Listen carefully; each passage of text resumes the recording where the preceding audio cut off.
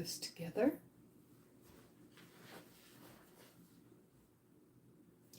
Hi to anybody who's watching this as a video on demand. This was initially going to be a debate between me and a YouTube commenter who I challenged to a debate and got into a spat with.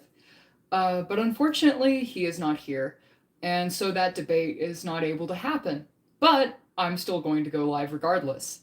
The terms of that debate were going to be on the American relationship with Israel, whether or not it was in the best interests of America and American citizens, and whether or not Israel was committing crimes that constituted genocide, crimes against humanity, or ethnic cleansing. I got into an argument with him underneath a YouTuber's comment section, where he had said that the YouTuber knew nothing about foreign policy due to them having an opposing stance on Israel to what this person believed. I told them to debate me, and he agreed. And initially, I thought it was going to go on as planned, but after giving him my Discord and asking if he would prefer to meet over Discord or on Google Meets, he did not respond. And now it is 6 or 7 a.m. for him, the time that we had agreed to, 11 p.m. Pacific Standard Time, and I'm ready to do it. So, in the absence of having somebody to display an opposing viewpoint, I will be presenting my own viewpoint. Buddy. Or we'll just watch my cat. What? Oh my gosh. Somebody's tired. Do you know?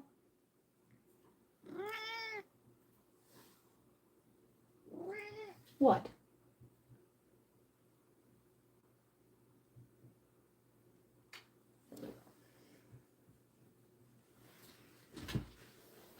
Do you want to be the center of attention? Do you want to be the center of attention? Okay, buddy. Okay, buddy. So, let's get into this. You can probably see where I normally cut my videos and why I normally cut my videos and don't do live streams. But yeah, is the American relationship with Israel in the best interest of American citizens? I will say straight up, no, it is not in the best interest of American citizens. The current relationship that America has with Israel is one where Israel is an extension of America's surveillance network, where Israel has an outsized influence on American politics, especially the American political primary process, particularly within the Democratic Party, but also within the Republican Party, and one where the Israeli military force trains American police officers on how to suppress protests and how to suppress everyday Americans. I think it's pretty straightforward to say why this is not in the best interest of American citizens, but I will elaborate. So, the American Israel Political Action Committee was formed in the 1950s after a different political organization, which was set up during the Eisenhower administration to push for the interests of the State of Israel, after that had been investigated or under threat of investigation for potentially violating the law regarding people needing to disclose that they are foreign agents and people needing to register as foreign agents. The people who were in that political action committee did not want to register as foreign agents, and so the organization reincorporated and became AIPAC. AIPAC has since had an outsized influence over the American political process on both sides of the aisle. This could be seen pretty clearly with Robert Kennedy, with the Johnson administration, and in regards to several incidents that have happened in the years since then. One of them being the assault of the USS Liberty. If anybody watching this is unfamiliar with it, in 1967, a U.S. spy ship by the name of USS Liberty was struck by Israeli military forces off the coast of Israel in international waters. This was during the Six-Day War, where Israel went to war with Lebanon, Egypt, and Jordan, if I remember correctly. I might be wrong on all of the parties to that, but that is what I can remember as who were parties to the war. The U.S. Liberty um, figured that they were safe because a spy ship had never been stricken before, and especially not in international waters. And they were monitoring comms coming out of Israel and coming out of Lebanon, so that America could have a solid understanding of the causality of the Six-Day War, who started it, and what decisions were being made by the Israeli command, and what decisions were being made by people in the Israeli military. Um, the USS Liberty clearly had markings indicating that it was a Navy ship and that it was a property of the United States. It was flying an American flag.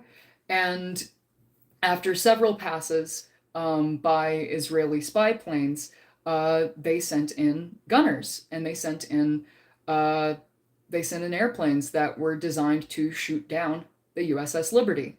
The USS Liberty tried to defend itself with its 250 caliber machine guns, but the USS Liberty was not designed to be able to take on hostile aircraft because spy ships are generally protected and not attacked during times of war, especially at the time. Over 30 American members of the Navy were killed as a result of this. Many more were wounded. And the understanding of the people on the ship, as well as, oh, we have a viewer. The understanding of the people on the ship, as well as the understanding of American command, was that it had been an intentional attack against the USS Liberty. And this greatly concerned the Johnson administration. Hi, Angus. I challenged a Zionist to a debate, and they didn't show up, so I'm just iterating my own point in the absence of having somebody to argue with. How are you doing, Angus?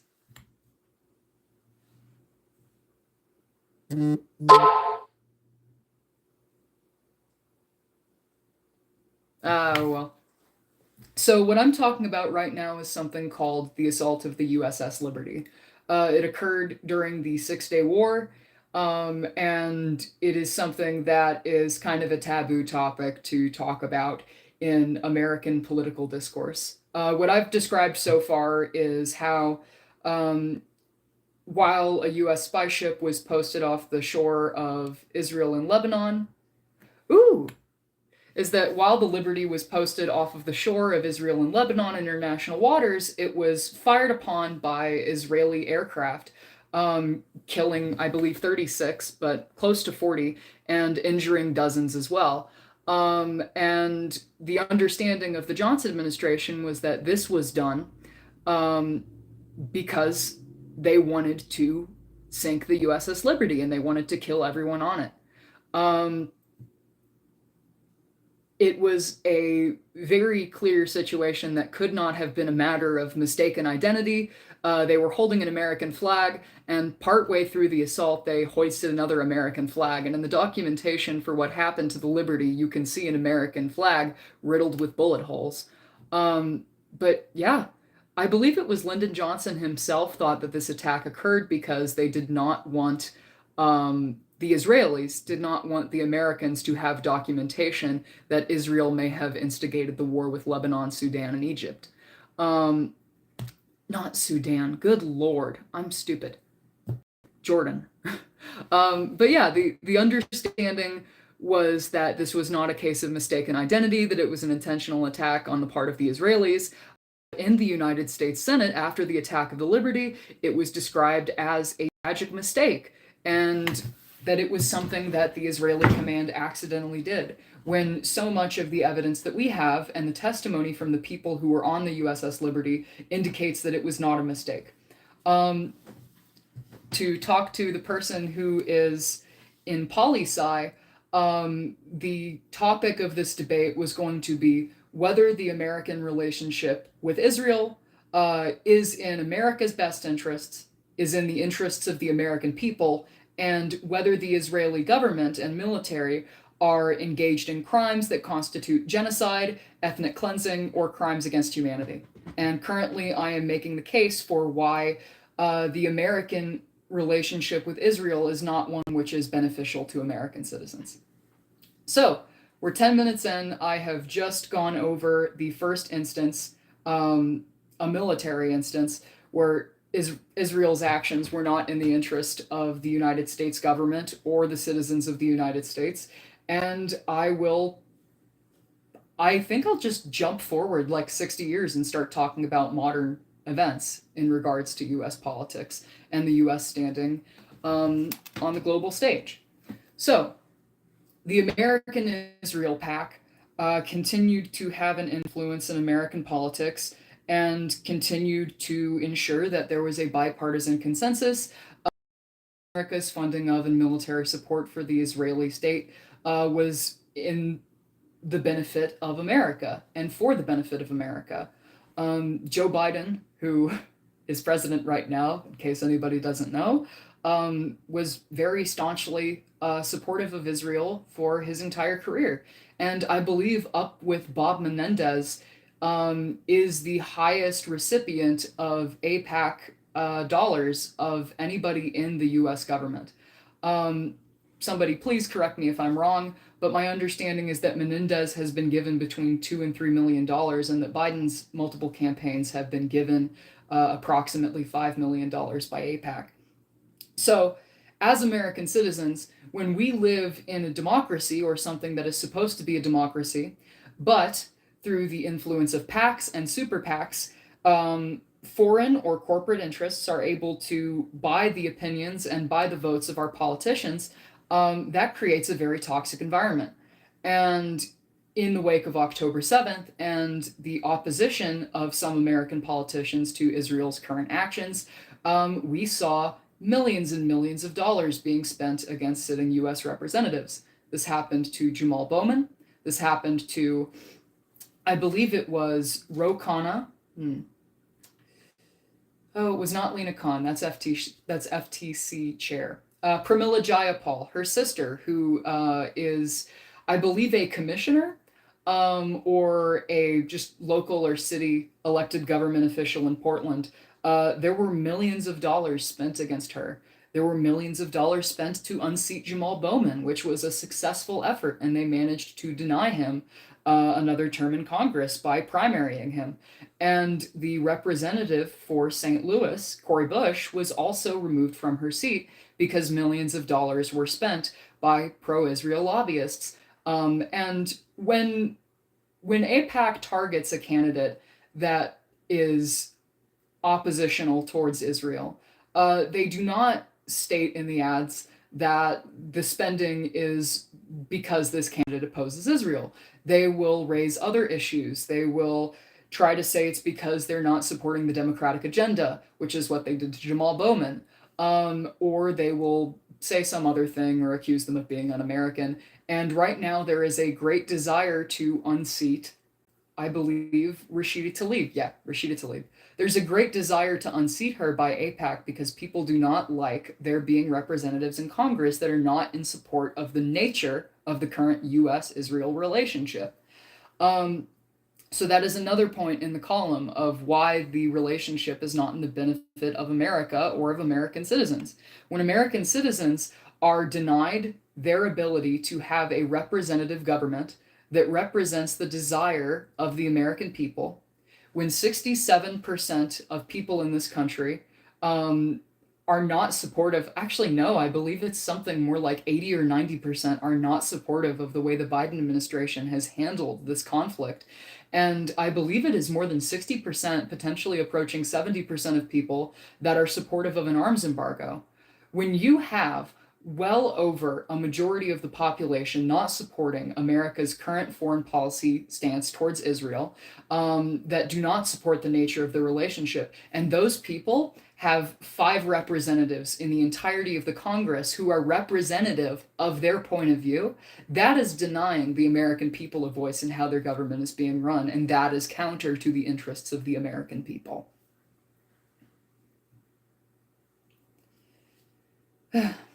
There's other things that I will get to in regards to the United Nations, BRICS, the Global South, and America and Americans' perception in the global community. But I'm going to get myself a pitcher of water.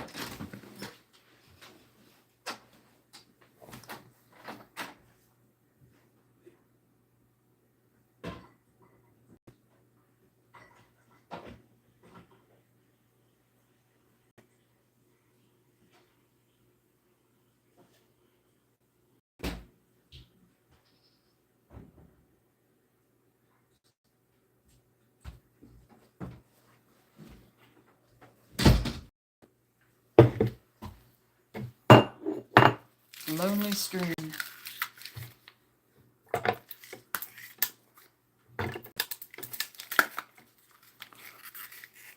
Hey, person that's watching right now, would you mind if I took a second to alert some people on Discord that I'm streaming right now?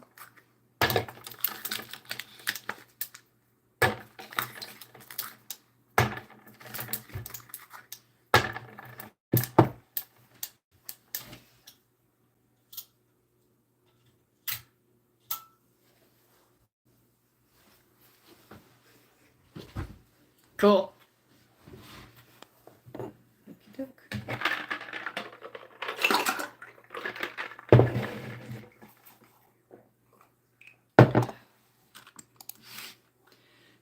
Do.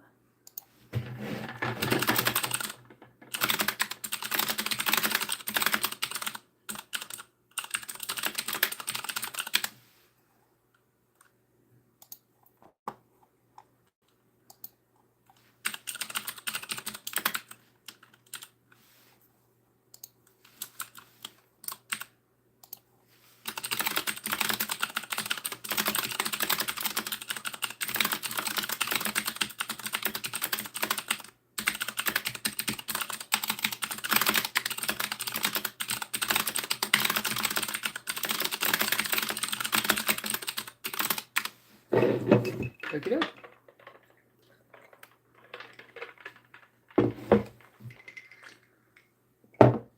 In the interest of this being short and condensed enough for people who are watching this as a VOD to get anything out of it and not become bored instantly, I'm going to continue. So, I have talked about how at times the Israeli military has used military force against American troops in opposition to American interests. I've discussed how AIPAC, which is a arm of the Israeli government to influence American politics, has denied American people a proper representation in the Congress and in the Senate. And now I'm going to talk about how Israel's actions and the things that America is coerced into doing. And the things that America does because of their relationship with Israel are harming American citizens and are harming American foreign policy interests.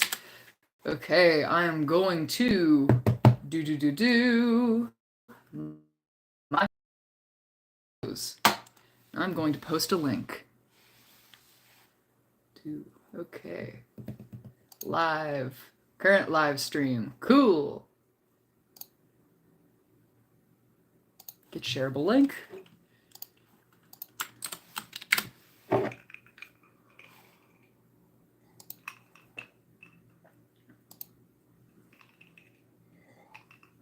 Awesome, we've got 2 people. I think that is Kat.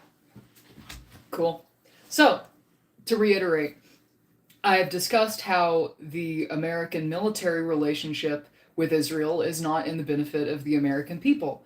How Israel has used military force against American troops in opposition to U.S. interests. And I've talked about how AIPAC, which is the foreign wing, which is the American wing of the Israeli project, the political arm of the Israeli project, how that has denied American citizens proper representation in the Congress and in the Senate. And now I'm going to talk about how America's actions that we take because of our relationship with Israel harm our interests when it comes to foreign policy. So let's talk about that. I'm sure that many of you guys have seen the votes on UN resolutions, how many times UN resolutions to establish or mandate a ceasefire have been stricken down by America's UN representation. And that is massively harming our position in the world, and it is harming our perception in the world. When America sends billions and billions of dollars to Israel for them to conduct this military operation against the Palestinian people, it tarnishes our view and it tarnishes our perception with our allies and in the global south. And I'm going to tie this into BRICS. So, for those of you who know what BRICS is, it is Brazil, Russia, India, China, and I may be wrong, but I believe Saudi Arabia. And it is 5 different countries that have come to represent in opposition to the American hegemony that was established after the fall of the Soviet Union and the end of the Cold War. BRICS is something that many nations, such as Venezuela, many nations that are on U.S. sanctions lists, are a part of, so that they have representation and they have support, be it with military, be it with aid, be it economically. And when America takes action, such as funding Israel and enabling them to kill well over 120,000 Palestinians, and when we enable them time and time to repress the Palestinians and to even repress their own people with impunity, we are sending a message that has been sent many times over the last 20 years that America is fundamentally not interested and not concerned with democracy, and that America is fundamentally unconcerned with freedom and the uplifting of oppressed nations or of developing nations. Now, for anybody who has followed politics after the Second World War, and especially in regards to Vietnam, this would be pretty well understood. But during the 90s and during the presidency of Bill Clinton, America had a very positive perception in the world, obviously with Europe, but many, many countries, even in the Near East, despite our efforts to destabilize that region through the funding of Iraq against the Iranians, and then the targeting of Iraq and the destruction and looting of Iraq. Our perception in Africa, in Asia even, and in many areas that constitute the global south was positive. And if you look at Haiti and you look at the actions of the Haitians, they initially, when they freed themselves and when they were able to establish a country, saw America as a blueprint for what could happen for the rest of the world. They saw America and our revolution against the British as the first domino in a series of dominoes that would cascade and cause global freedom and the global emancipation and uplifting of oppressed nations from the boot of imperialism and from the boot of forces like the British Empire. That was not how America saw it. And you look at what we allowed the French to do to Haiti, what we supported with Haiti, and that has consistently demonstrated a desire to punish nations that attempt to liberate themselves. And if you look at what happened with Vietnam and with the North Vietnamese and what we did in Vietnam and Cambodia and Laos, that has shown our desire, willingness, and ability to punish nations that try to free themselves or to punish nations that do not follow the orders of the American government. And Israel has been an outpost for us to assert this dominance and for us to assert our interests in the region. This does not help Americans. When you look at things like NAFTA, when you look at things like the proliferation of global trade and the efforts and successful efforts by the American government and the American sanctions regimes to shut certain nations out of that trade process, you see that the concept of a rules-based order is much less that there are things of international law that bind together the global community, and that nations should be held to standards on how they operate towards their own citizens and towards other nations, but that the rules-based order is much more America sets the rules and you follow the orders.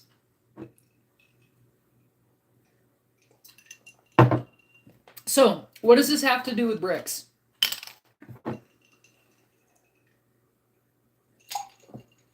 What does this have to do with China and Russia and Ukraine and everything like that?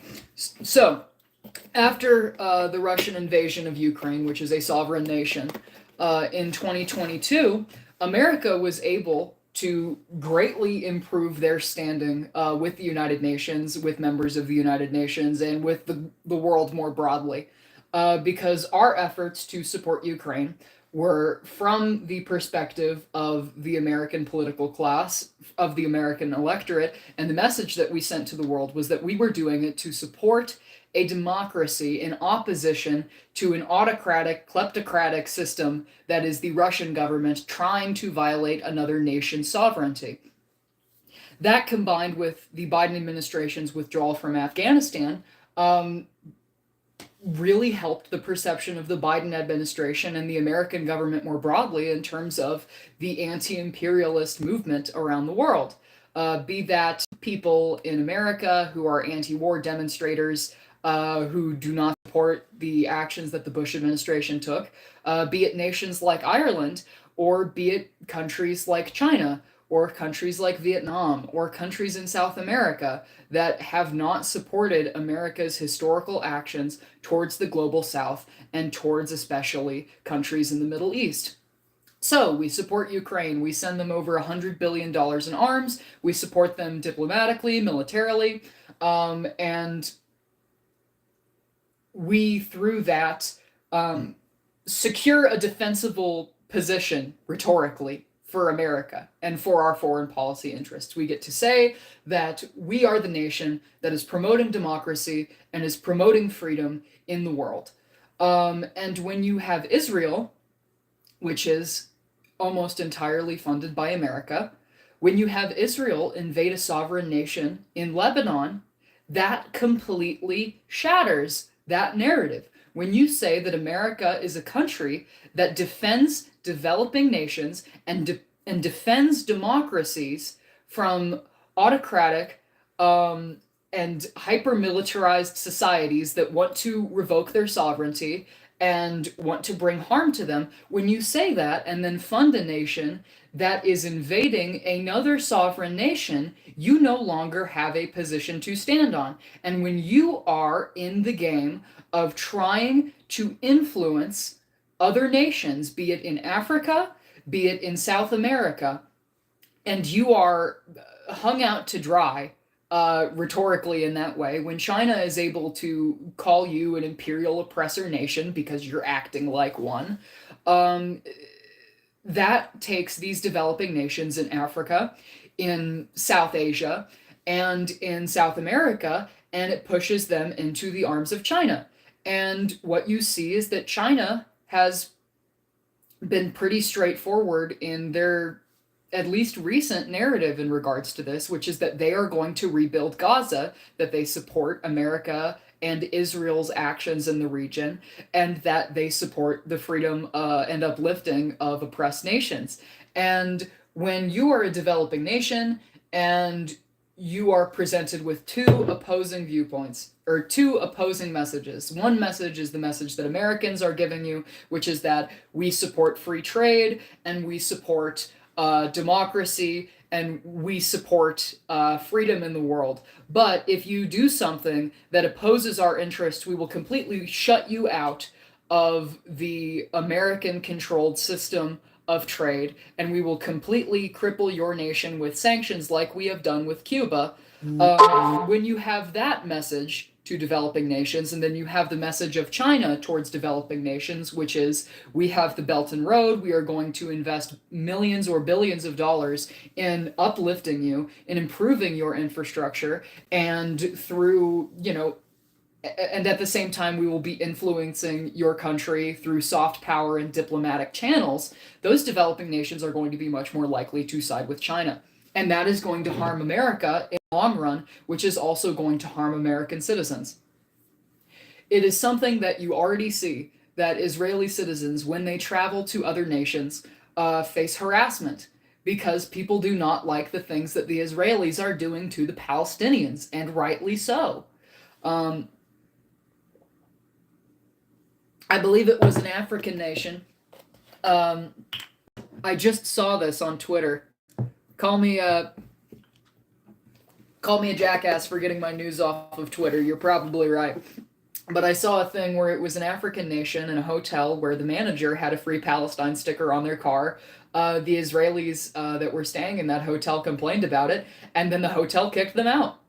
And you are going to see nations where Americans are already unwelcome by many of the people there. You are going to see more nations be unwelcoming towards Americans, at least while we are supporting Israel and doing what it is doing. And the thing that I have not even gotten to yet is Cop City, is the stuff that is happening right now in Atlanta, Georgia, and the ways that the Israeli government and the Israeli military contributes to and influences the U.S. police state. So, for any of you who are unfamiliar, Cop City is a project in Atlanta to cut down much of the forest that is in the suburbs of Atlanta and to create an artificial city. By artificial city, I mean a city where nobody lives, where nobody works. And the purpose of this artificial city and this constructed environment is to give the police the ability to train with riot tactics and to train on their ability to suppress protest and to suppress civil dissent. There were many people who protested Cop City. There were hours and hours, 5 or 6 hours of public comment of people opposing Cop City and opposing the Atlanta city and state government, the Atlanta city government and the Georgian state government from spending over $100 million on creating a fake city for cops to test shooting civilians. And you saw like a massive grassroots effort to oppose this. And there were people who camped in the woods to protest the clear cutting of the forest in order to create this. And many of those people were violently suppressed. I believe, I can't remember his full name, but his name was Tortuga. And he was shot through the backs of his hands while he was in a tent. And the police were conveniently unable to find the gun that they claimed that he had pointed at them. So, what does this have to do with Israel, and what does this have to do with the American relationship with Israel? Well, many American police forces and many American riot response teams go to Israel to train with the IDF. I know that some of the people who watch this as a video on demand might not believe that, but look it up. It is a genuine thing. Not only does the American military train with the Israeli military, but the American police force also trains with the military police force of the Israeli state. And if you look at what the Israeli military is doing towards their own citizens when they oppose the things that the Israeli government wants to do, when the Knesset and the Netanyahu government passes judicial reforms to revoke judicial review of civil laws that are passed by the Knesset, you saw in 2022 that thousands and tens of thousands of Israeli civilians opposed this. They felt that it was enabling the unicameral system that is the Israeli government. They do not have a lower house and an upper house. They have the Knesset. And the Knesset takes care of all of their laws. And the system that is currently in Israel is one that resembles extreme gerrymandering during Jim Crow and the extreme gerrymandering that you see attempted to be passed by states like Alabama in America here. And it is a system where the voices of even people like liberal Zionists, but especially the voices of the Arab constituency of Israel, because there are Arabs that live in Israel and there are non Jews that live in Israel, where their voice is weighted much less than the voices of the settlers. Because when these new settlements are created in the West Bank, um, the people who are there are religious extremists, in effect. And those people have a very radical ideology that is not compatible. Well, it is compatible, unfortunately, with the people living in Tel Aviv and the people living in West Jerusalem because of what the Israeli nation is doing right now. But when you have that severe system of gerrymandering, it makes it to where that is even less representative of the people, and where there is even less of a moderating force on that. So, the Knesset and the Netanyahu government passed a law that said the courts cannot rule things that the Knesset passes unconstitutional. And they said, we are going to pass a law that revokes the ability for the courts to review laws that our Congress passes. And then the courts said, no, no, no, you can't do this. We are saying that you cannot pass this law. This is illegal. This violates the balance of powers within this country, and it sets an incredibly dangerous precedent. And then you had tens of thousands of Israeli civilians opposing this and protesting in mass protests in many cases. And what happened to them? They were fired on with rubber bullets and beanbag rounds, and they were sprayed with fire hoses, which is exactly what you see American police do during the George Floyd uprisings, or even things like what happened with Trayvon Martin and the Ferguson uprisings. There was an entire summer in Portland, the summer of 2020 in Portland, where students and demonstrators would go to protest and to protest police brutality, and they would get constantly tear gassed by the police every single day while they were doing that.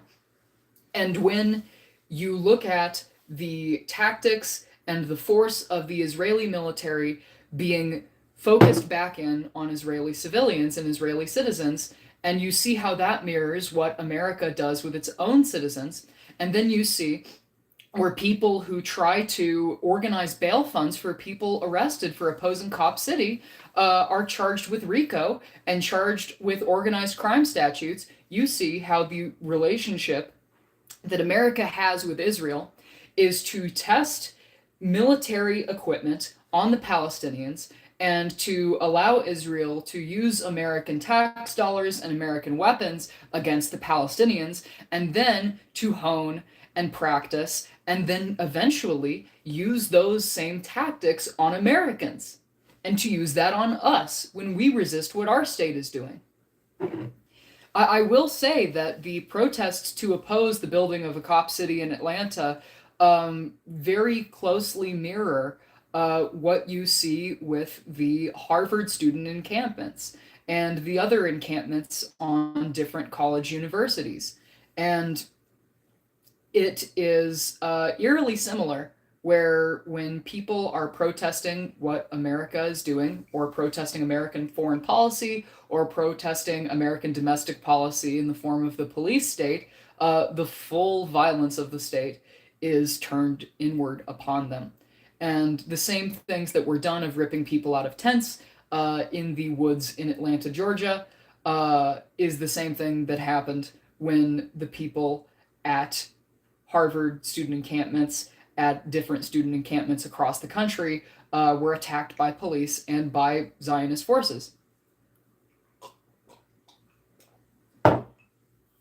We are now seeing also that people who have served in the IDF will patrol college campuses in an effort to intimidate student protesters, which I think very clearly is a breach of what the relationship between these two countries should be, and infringes upon students and infringes upon protesters' First Amendment rights, by intimidating them and subjecting them to fear and bullying tactics in order to try to get them to not voice opposition to what the American government is doing and what the American government is funding the Israeli government to do. So that is the entirety of my first bit, talking about how the U.S. relationship with Israel is to the detriment of Americans.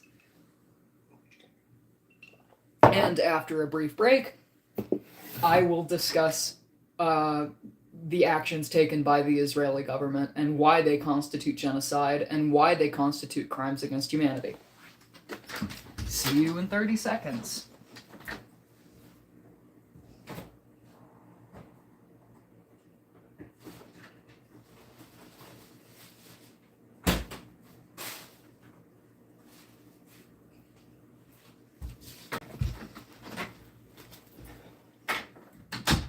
What are we thinking, chat? I know there's 4 people watching right now, but am I doing a decent job?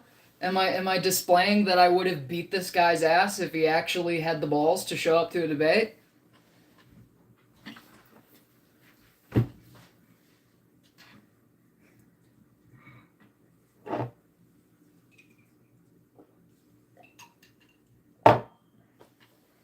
Wish I had some alcohol, but alas, I do not. Hi, Vanadura. Vanadura. Total shutout? Thank you. So, I don't want to be a bad example. Is it a bad example if I smoke a cigarette? Can I get a yes or no from chat on if I should smoke a cigarette? Because I could kind of use a break right now.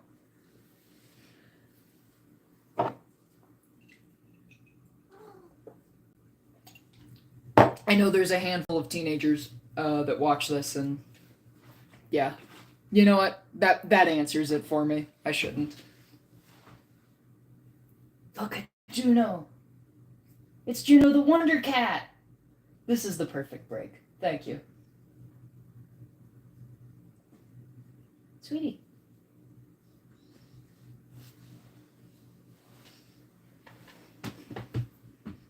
Message retracted. Ah, okay.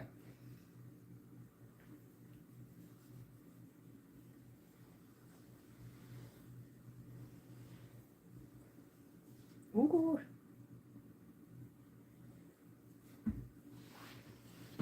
Okay, I think I'm ready. I think I'm ready to do the second part of this.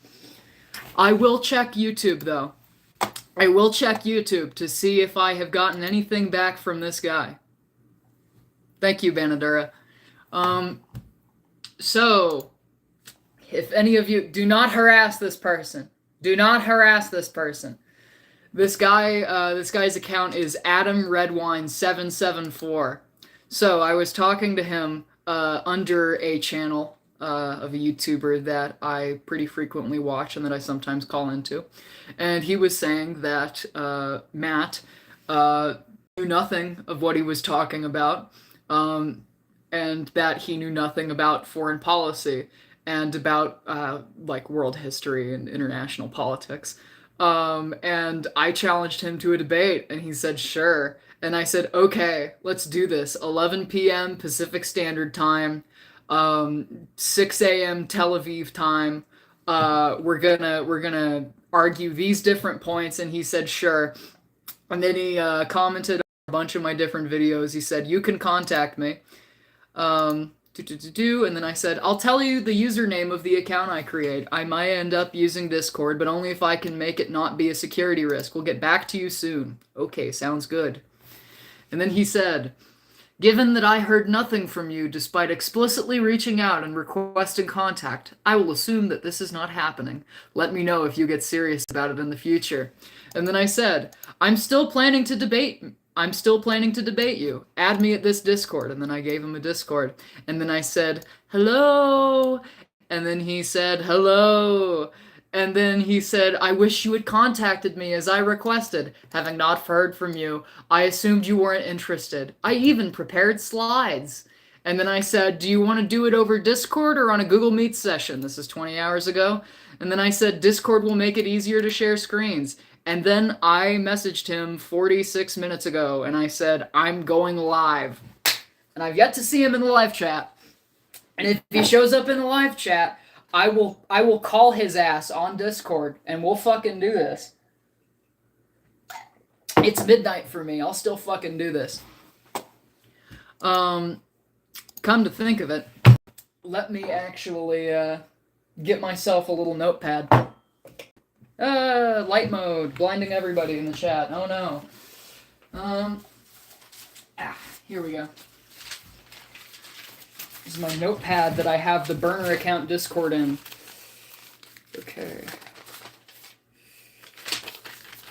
Okay, let's sign into the Discord. Let's see if I can get anything from him. Let's see if it has any friends. Okay, Discord.gg.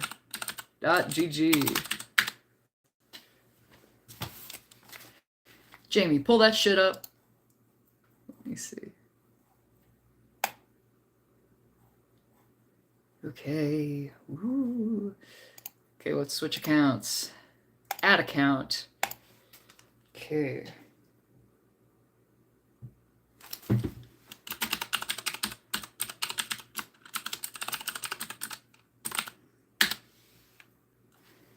Okay.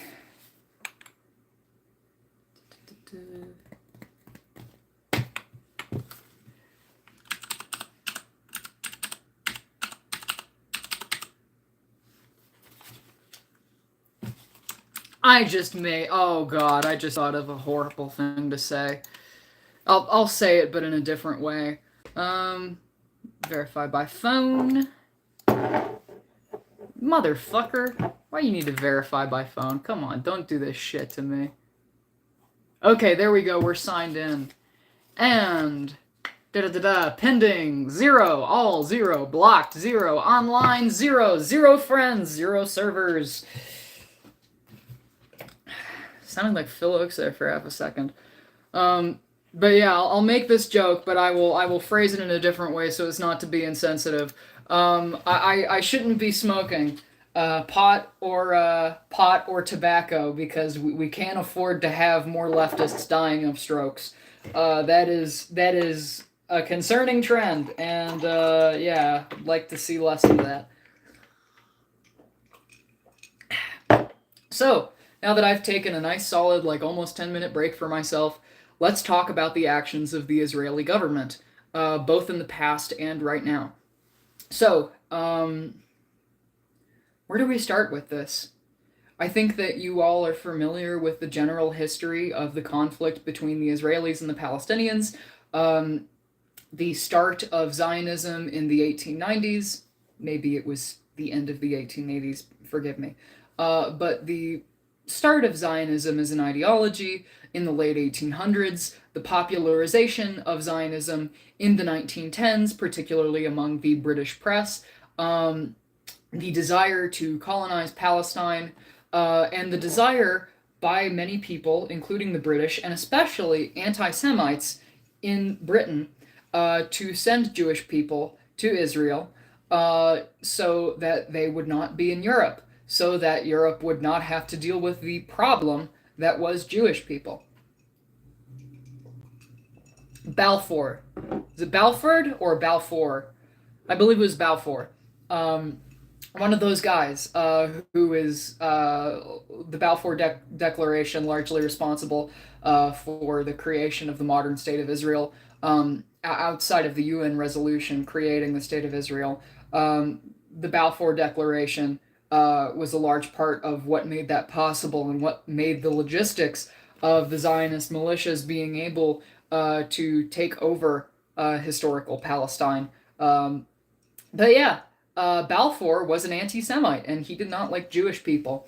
And following the Second World War and following the atrocities that were committed against the Jewish people, and were committed against gay people, transgender people, Roma, and many other minorities within Germany and Austria and the countries that they invaded, following those atrocities, there was a desire to create an independent Jewish state in order to protect the Jewish people, so that if another Holocaust were to occur, the Jewish people would have a place to seek refuge. This was driven from some and from liberal Zionists and labor Zionists who were a large part of the formation of the State of Israel. This was driven for them by a desire to uplift and enable the Jewish people to create a state in their image, which is a beautiful and romantic idea. But by the other people who supported it, this was an effort to say, you know what, Jewish people, Jews are never going to have it good in Europe. It's always going to be a problem. We're always going to have to deal with anti Semitism. Jewish people cannot integrate into European society. And we need to put them somewhere else so that we don't have to think about it and so that we don't have to deal with it. And at first, this stalled a little bit. I believe in 1946, 1947, there was a bombing of a British embassy, God forgive me, I think in Turkey. There was a bombing of a British embassy by Zionist terrorists in order to support the creation of a Jewish state. And in 1947, that was granted to them by the United Nations. So this is building the history. This is building the groundwork for the nature of the Israeli state. Why it is a state founded on ethnic cleansing, so that I can make and articulate this argument, and then going from that into why they are currently committing genocide. So, 1948, the Nakba. The tragedy. Many of you have heard the Nakba. I think it is impossible, almost a year and 1 month following the 7th of October, to have not heard the word Nakba, unless you are a white suburbanite in your 60s that watches mainstream news or that watches Fox News. Those are the main demographics that have not heard that word. But much in great similarity to the Jewish word in reference to the Holocaust, they called it the tragedy. And so did the Arabs call what the Israelis and what the Zionist militias did to them in 1948. 700,000 Palestinians displaced from places that now constitute the borders of modern-day Israel, and that constituted the borders of pre-1967 and post-1967 agreement Israel. When the state of Palestine and the region of Palestine was under control by the British Mandate of Palestine, Jewish people, and I'm tying back here, I apologize, but Jewish people fled Europe, fled Germany, fled France, and fled every region that was within striking distance of the Nazi regime because they wanted to seek refuge. And those people in America were turned away. But in the British Mandate and British occupied Palestine, many Jewish refugees were able to have safety and take solace in the region and the Mandate of Palestine. But despite this, the great vision for the project of Zionism was to create a Jewish state, and was to create a state where the Jewish people could exercise their will and have a vision for what they wanted their country to be like. And so, as many soldiers who, why am I calling them soldiers? As many people who participated in this expulsion of Palestinians and Arabs called it, they decided that it was between them or us. They decided that it was either going to be the Arabs or it was going to be the Jewish people, which some of whom were Arab, but many of whom were from Europe, and many of whom were European Zionists. And so 700,000 Palestinians were displaced from their homes and driven into the West Bank and Gaza. And this caused great unrest in the region, and is a large part of what ended up leading to conflicts with the Six-Day War and with the OPEC, with the formation of OPEC and with the oil crisis in the 1970s. Briefly had 5 people, but then we lost one. For anybody who is new and for anybody who is joining, I am doing a video in the absence of my debate opponent in order to discuss why the American relationship with Israel is not in American citizens' best interests, and why what the Israeli government is doing and has done constitutes ethnic cleansing, and why what they are doing right now constitutes genocide and crimes against humanity. Oh, we got another like! Fuck yeah. Thank you. Okay, we have 6 people watching now. I'm not sure if that's out of sync, but thank you to the people who are watching. I really appreciate the support that I get from people who view this channel, people who know me on other social media. But yeah, if you would like to see me articulate this, stick around, and I will, yeah, I will say this again if anybody else joins. But yeah, so you have in 1948 the Nakba and the mass displacement of Palestinians. Another like, cool. And this sends shockwaves through the Arab world. There was initially negotiations, and this is history that I do not know as well, but during the formation of the State of Israel, where the Zionists would offer to have peace with the Arab negotiating partners, but that peace constituted having the Arabs live on land that was not farmable and was not livable and was not something that they could form a state on. And through these negotiating tactics, my understanding is that the Arab people and the Palestinians who were living there felt that their only way to respond was through armed resistance. So, what do you get from that? What do you get from that? You get the 1967 borders, and you get the 6 Days War. Who started the 6 Days War? We don't know.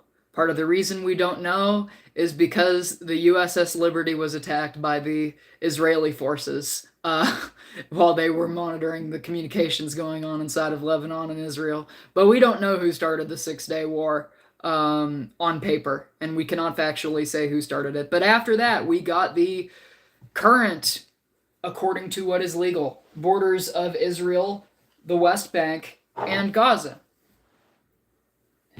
But because of the nature of the State of Israel, getting hot here.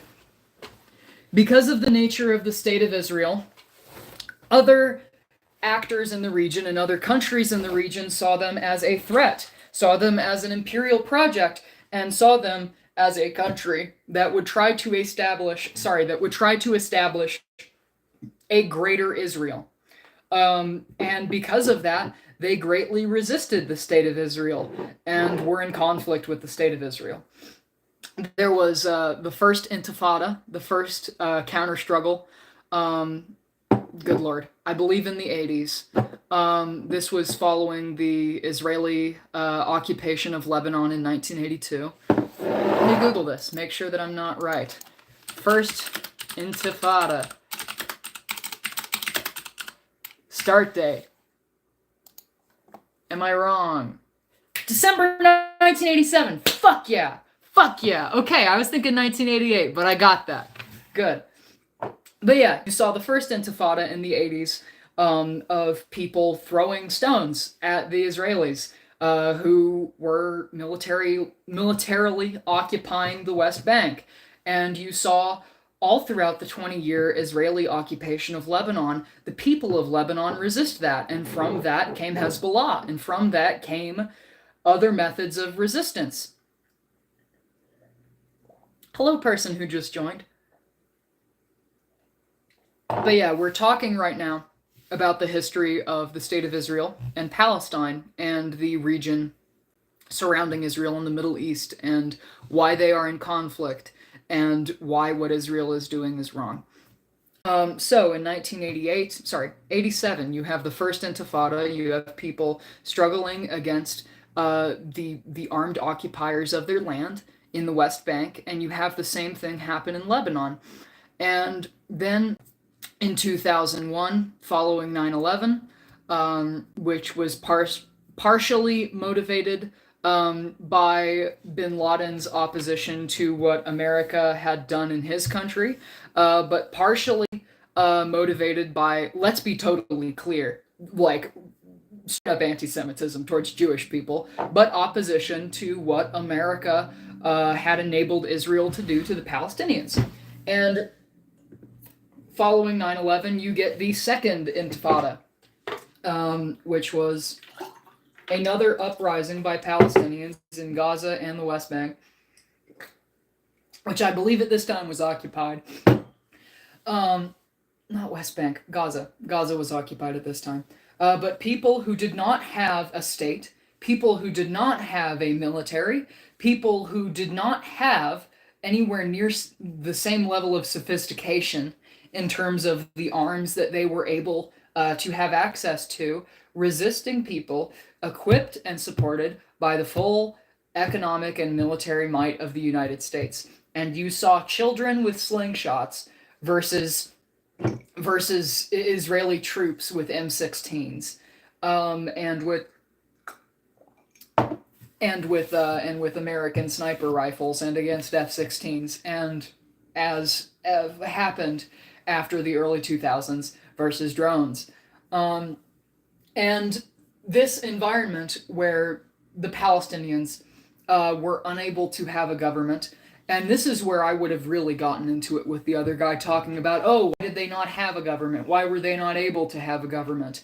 The PLO, the PLO is what would be their governing body right now, but the PLO was very strongly opposed by the Israeli government and by the Israeli intelligentsia and military forces. I believe the IDF, like with Netanyahu, I believe they supported the foundation of Hamas, or at the very least funded the foundation of Hamas in the 80s during the first Intifada. But these people and their desire for resistance against the Israeli state and against the Israeli military was fundamentally driven by their inability to have agency and their inability to have a state and to have a means for protecting themselves and building a civil society. What you saw in the fallout of 1967 and the borders that were established in 1967 between Palestine and Israel was not the creation of 2 or 3 states in that region, but it was the domination of the Israeli state over people in refugee camps in Gaza and displaced people and unorganized people in the West Bank. And what you saw from that was the creation of a system where people in the West Bank and Gaza, many of whom living in tents or living in ramshackle apartments or buildings, would be shuttled into Israel in order to do work for the Israelis. This would be things like house cleaning, things like street cleaning, other menial jobs, physical labor, things that they were not greatly compensated for. And even now, before October 7th, 2023, the average wage and the minimum wage for Palestinians who were working in Israel was $2.50 a day, which is much, much less than what the Israeli minimum wage is for Israeli citizens. I actually don't know this, so I'm going to look it up. Israeli minimum wage.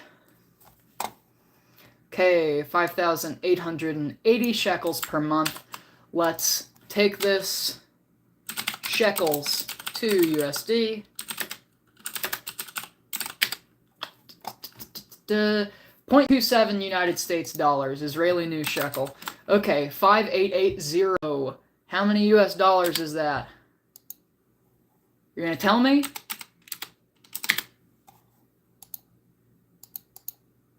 0.27. I'll get a calculator. Let's do this. This guy probably would have been talking over me the whole time that I was doing this, and talking about the PLO and talking about terror bombings and talking about different shit. Let's do 5880 times 0.27 equals $1,587 per month. Hey, that sounds pretty fucking decent. That sounds about like what the minimum wage is here in the West Coast. Let's divide that by 30. That is $52 a day. Holy shit. $52.92 a day. $53 a day is the Israeli minimum wage, and I'm assuming that's with 8-hour days and worker protections versus $2.50 a day for the Palestinians who go in and do their menial jobs, facing discrimination and mistreatment from the Israelis, and obviously like a very large disparity in the compensation for those two people. Again, this is the average wage of Palestinian workers who are doing work in Israel versus the minimum wage for the Israeli workers. People who are in the security sectors and people who are working IT jobs are making much more in Israel. But yes, this is a system where Palestinians are making $2.50 a day. Israelis are making a minimum of $53 a day. And where the Palestinians do not have a state, and where the Israelis do have a state.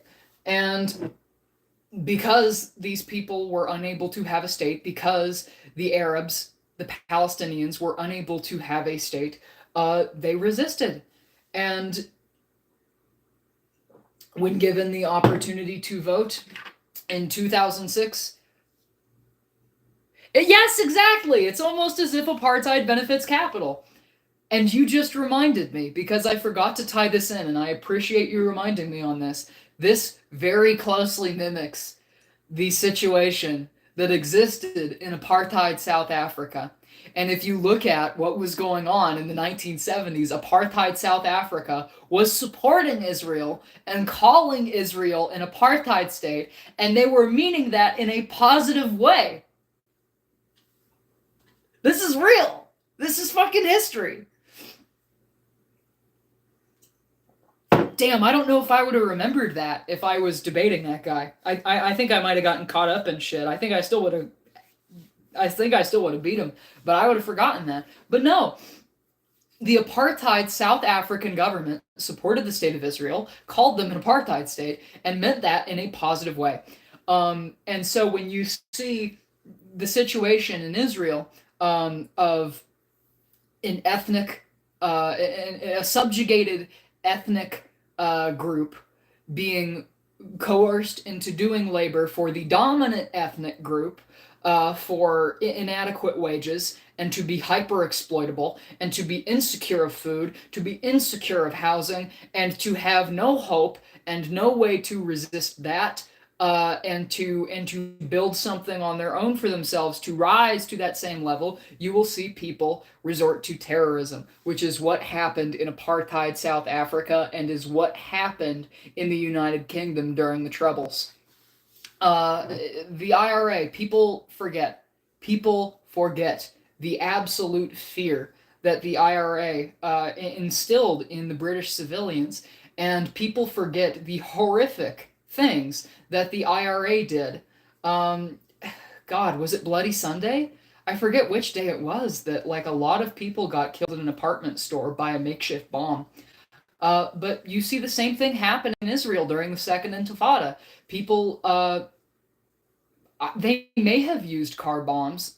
I couldn't say whether or not they were using car bombs, but I know for a fucking fact that they were using vehicles as bombs, that they were bombing buses, that they were bombing department stores, and that they were resorting to the same tactics used by the IRA during that same period of time.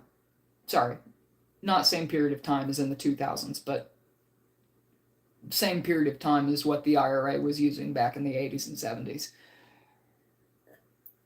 And if you look at the shit that people in apartheid South Africa were doing, that the black South Africans were doing to resist the white South Africans, these people, the black South Africans, they would take police dogs and douse them in gasoline and light them on fire. Like, it was ugly.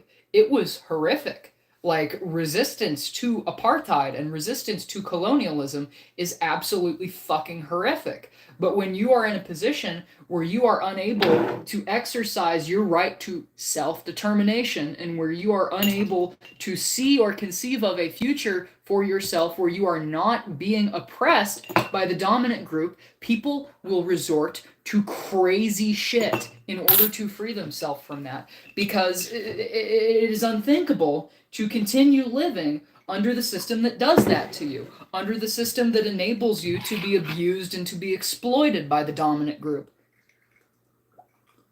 And it is why, ultimately, you saw the terrorist attack carried out by Hamas against Israel on October the 7th of 2023. I shut the fuck up about this for 6 months after the first 2 or 3 months of this. I was making videos in the immediate week or 2 weeks following it where I was just enraged with the framing that NBC was putting forward for American media consumers and American viewers, saying that it was a war, or saying that it was an equal conflict between two equal sides.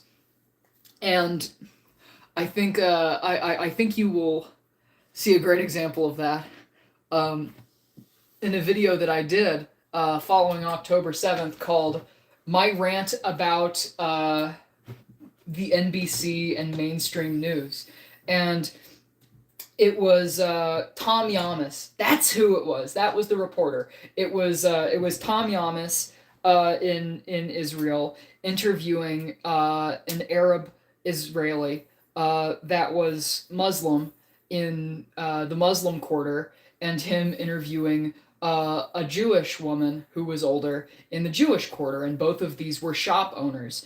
And they're interviewing the Arab, they're interviewing the Muslim, and he is saying, well, you have to contextualize this in the framing of 75 years of occupation.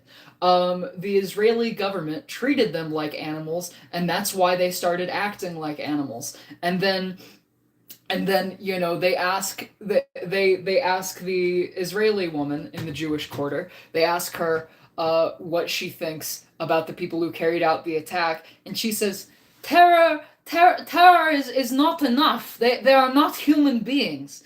And like, that's pretty straightforward. But then like they say, and these are the forces that are preventing these two neighbors from even talking to each other, and framing it in a way where if the Muslim was just able to talk to the Jewish woman, that this would all be resolved, or that things would be better, and that the problem here was that these two sides and these neighbors couldn't talk to each other, when the problem was clearly the subjugation of the Arabs. Like, and then in that video, not to fully reiterate everything, but I pulled up a video of Israeli settlers beating the shit out of a Palestinian man in the West Bank, which is something that happens regularly.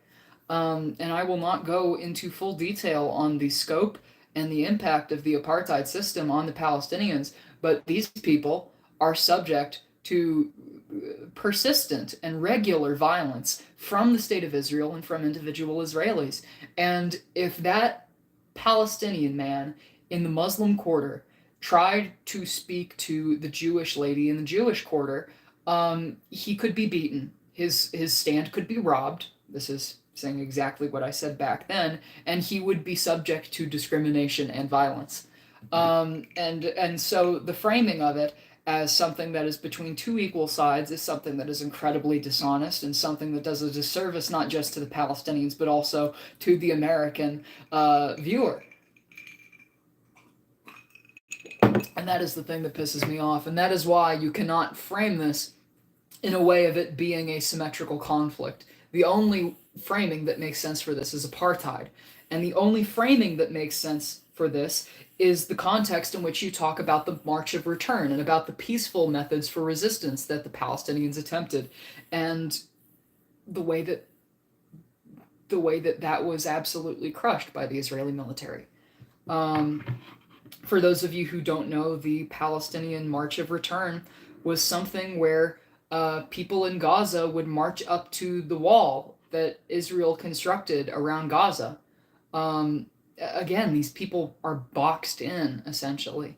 Um, and they would go up and they would march up to the wall and they would hold signs saying that the wall shouldn't be there, saying that the occupation should end. People read poetry, people led chants, people led dances, and the IDF targeted their knees with sniper fire. And there are articles discussing this where like IDF soldiers say, "Oh yeah, and one day I shot out 40 knees."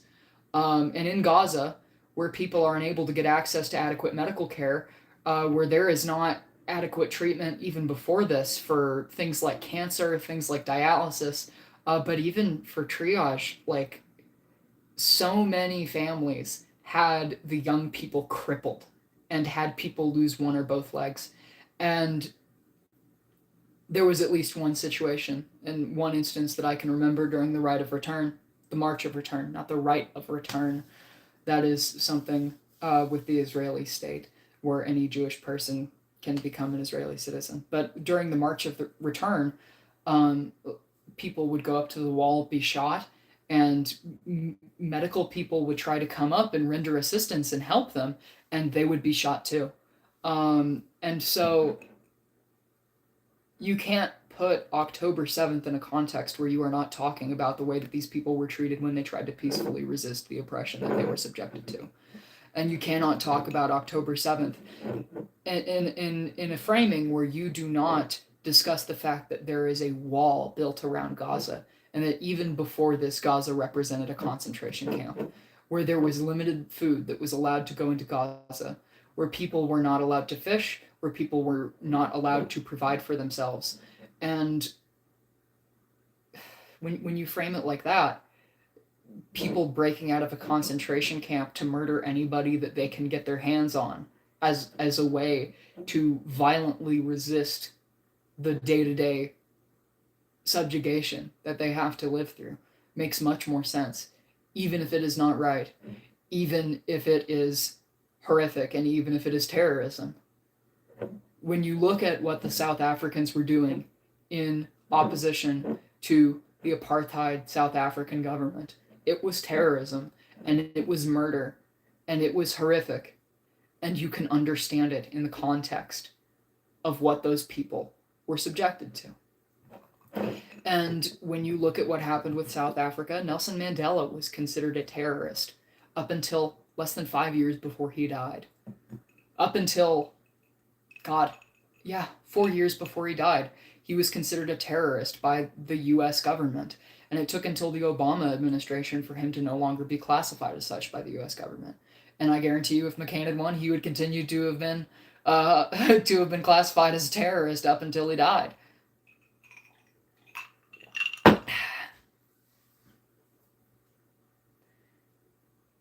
And it is with that context and it is with that understanding that we talk about what has happened and what Israel has done in the wake of October 7th. We don't need to get into ceasefire now. We don't need to get into the protests that Americans did at the start of this conflict. We just need to talk about death tolls and numbers and actions. In the first 4 months of the conflict going into January, 30,000 Palestinians died and were killed. Sorry. I'm doing the fucking thing the mainstream media does and framing it in terms that are neutral. 30,000 Palestinian civilians, 9,000 or maybe even like, I forget what number of the 31,000 was children, but I think around 10,000 children were killed in the first 4 months. And back when this was like 3,000 or 4,000 children killed over like a 1 month, 1.5 month period, it was unthinkable to me. And then Al-Shifa was targeted. First by the Israeli propaganda, saying that there was a tunnel network underneath there and that there was a command and control center for Hamas, and that, oh, if we just invade Al-Shifa and if we just send our troops into Al-Shifa, then will cut off the Hamas leadership. There's a whole 3D rendering. They bombed the hospital. They said that Hamas bombed the hospital and that it was a misfiring of their own rocket. They did Hezbollah, which is the shit that guy I was going to debate was doing on Matt Bender's show. Um, and they did this for every other hospital in Gaza. They did the same thing. They struck them with missiles and they sent in troops. And the Israeli military was not able to find tunnels under Al-Shifa Hospital because they were not there. And they had been concreted in decades ago. And the tunnels had been created by the IDF in the fucking 80s, which is why they knew they were there. And they weren't there anymore. And sorry for smiling. This is like the way that I react to recounting this, and it's kind of difficult for me emotionally because what we saw come out of that 3 months later was hundreds of bodies in trash bags buried in mass graves behind Al-Shifa Hospital. And similar mass graves have been uncovered around other hospitals. And so let's talk about crimes against humanity. And let's talk about war crimes and international law. The University of Gaza was destroyed in a very calculated way by the IDF in November, I believe, of 2023. And so that this is clear for everyone who is watching this, either in the moment or afterwards, targeting civilian infrastructure, targeting civilian objects such as hospitals, banks, and universities is illegal. It is a war crime. You are not allowed to do it. Under any circumstances, you are not allowed to do it. When they said that Al-Shifa Hospital was on top of a Hamas command and control center, it was an effort to obfuscate, and it was an effort to make it to where their destruction of that hospital's capacity to treat patients could be seen or argued to be anything other than a brazen war crime. And it is through that propaganda that they have created a media environment with great assistance from the US State Department for them to destroy every single hospital in Gaza and for them to destroy the educational capacity in Gaza and for them to destroy the record keeping in Gaza. And this is where we go back to early January and 32,000 Palestinians dead. This is where we go back to that. In the first 3.5 or 4 months of this, 30,000 people died. 30,000 people were murdered. And even at the time, it was understood that 60 to 70% of these casualties were women and children, that this was indiscriminate bombing, that this was stuff that was completely inappropriate for an urban environment. And this is before we even had the level of proof that we have now of children with NATO cartridges in their skulls, of children with 5.56 ammunition in their skulls. But yeah, after that, the Gazan health ministry was effectively destroyed in its ability to keep records. The Red Crescent, which was a medical service in Gaza, when they would try to get bodies, even if they would get clearance from the Israelis, they would be targeted either by drones or by tanks, or by boots on the ground. And it was this that caused the death toll to stay at 42,000 from, I believe, March until now. And there are people who will try to argue that 42,000 is still the death toll. And there are people who will advocate for Palestine and advocate for the Gazans that will say that 42,000 is still the death toll. And when I did my demonstration, I said I'm not putting 42,000 on a sign. That would make me fucking sick. because I know the number is not 42,000. Um, the God, the Lancet, released their article months ago saying that the projected death toll over the course of the war would be conservatively about 180 to 190,000, and that is people who are killed by bullets, people who are killed by bombs, and people who are killed and die by starvation and lack of water and lack of medical care and resources. And then I believe 3 months ago, this number expanded to over 300,000 to 500,000 that is projected in terms of people that will die over the next few years, either because of bombs, bullets, starvation, or lack of medical care. And when we talk about this and when we talk about the projected death toll, keep in mind we are not taking into account cancer. We are not taking into account poisoning, and we are not taking into account the consequences of living in living through hell for over a year. This is an environment where children's hair is turning gray. Um, and if you look at what happened in the fallout of 9/11, uh, most of the first responders ended up getting some form of cancer. Because the materials that were inside these buildings that collapsed, materials that were inside of the World Trade Center, there was all sorts of toxic organic compounds and all sorts of metals. And when you, it says my device is overheating, unfortunately. And when you expose somebody to the dust and the debris of an entire collapsed building, that is going to have a disastrous impact on their long-term health. And about 10 years or 20 years out from this, the Palestinians that survive, we are going to see massively elevated cancer rates, and people are not going to want to talk about it. I will be back in 5 minutes. Thank you guys so much for supporting the channel and supporting the stream and enabling me to do this. I will be back, and we will continue to discuss the horrible, grim, horrific shit.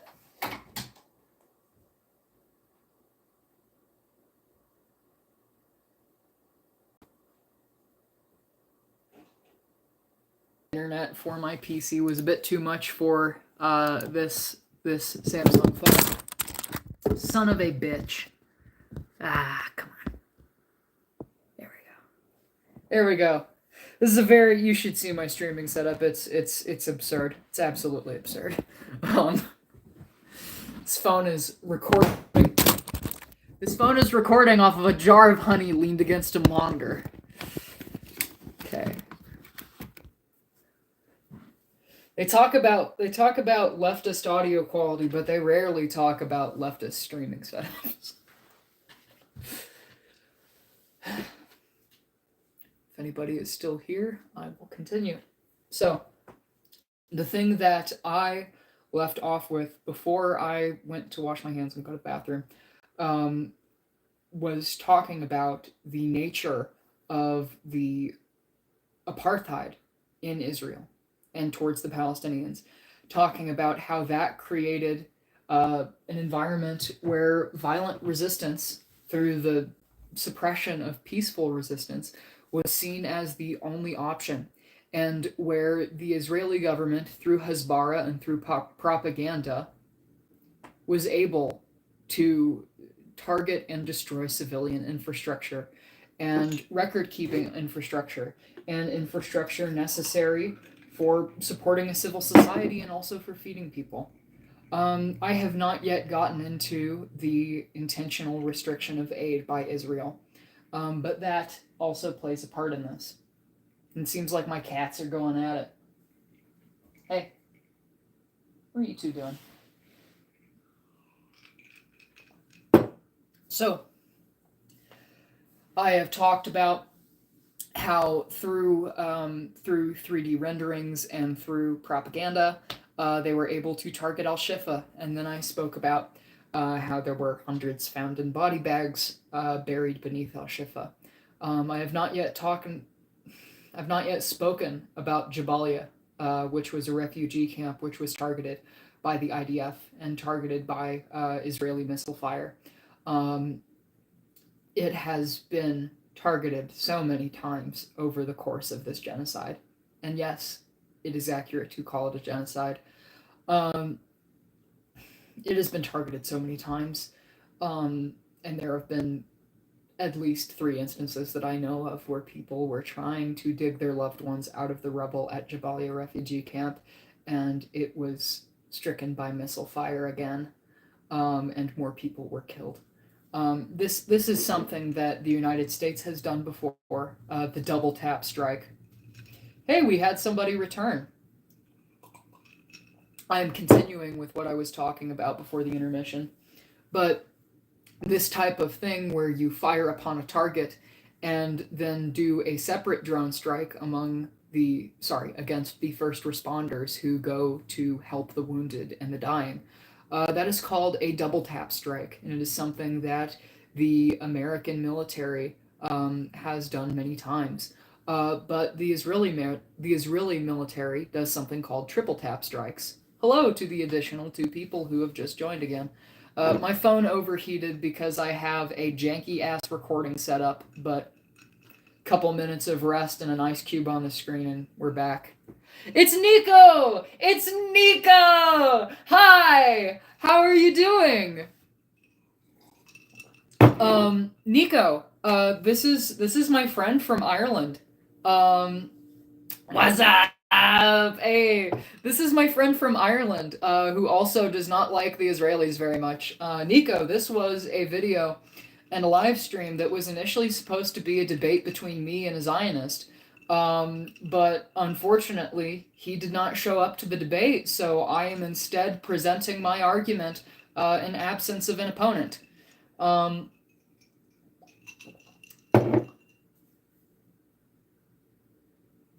good. Busy with work, but surviving is good. I'm glad you're treading water. I've been treading water. It's been a little difficult, but I've been doing all right. Okay. So, I am going to talk about triple tap strikes, which is where you kill a group of civilians in an area, in an apartment complex, in a hospital, wherever. And then you do a double tap strike, which is to attack the first responders, and then you do a triple tap strike against the second responders, which are the people who are there to document the dead. The first responders are there to render aid, and the second responders are there to check out the situation and to record how many people have died.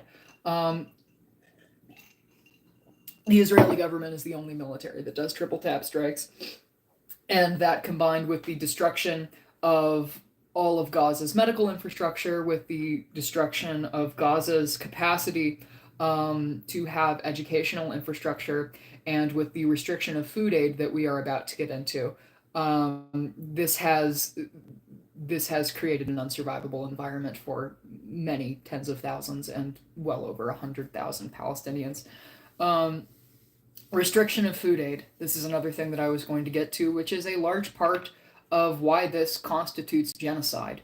There have been genocides where only 30 or 40,000 people were killed, but this much more closely resembles what the SS did to the Jewish people, in the Warsaw ghettos. In marginalizing and driving people to the edges. And then when they attempt to resist, killing untold numbers of them, and then taking them and transferring them to camps. Hi, person that has just joined. I'm so sorry that you have to come here during this grim part of the video, but this is a video discussing Israeli war crimes and the nature of the U.S.-Israeli relationship.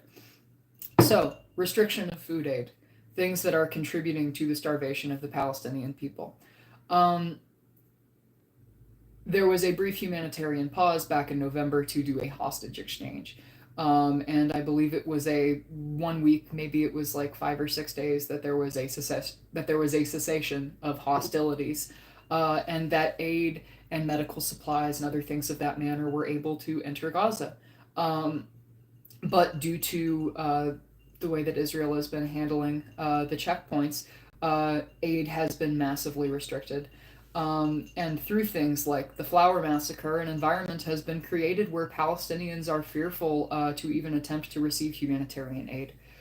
For those of you who aren't aware, the flower massacre occurred on the 22nd of February. I may be a day off, but that's about where I remember it happening.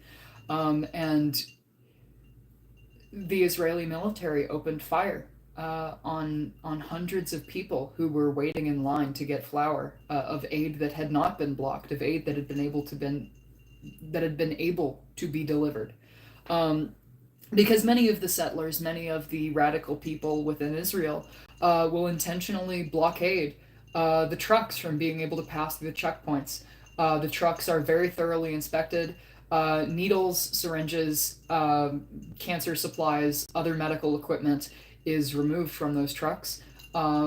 Many aid and things that are there to help the Palestinian people, they say that they can't send through, and this bogs down the trucks and makes it take much longer than it needs to for these people to get the food that they need to not starve to death.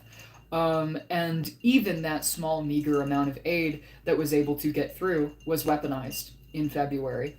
And 80 families lost the father. 80 people were killed, and hundreds were wounded just trying to get flour to feed their families. And when I did my sermon for my church about the book of Job and about humanizing the Palestinians and talking about restorative justice and talking about how we can uplift people who have been wronged and why we must not disregard people who have been wronged and people who have been victimized, I brought up the Flower Massacre. And I specifically brought up a video that I saw of a man with a bag of flour over his shoulder saying that in Gaza we have to die for $10. In Gaza we have to die and be humiliated for a bag of flour to feed our families. And there are many images that were horrific that came out of the Flower Massacre. Bags of flour drenched in blood, other instances that have happened in the months following. This is not a one-time occurrence.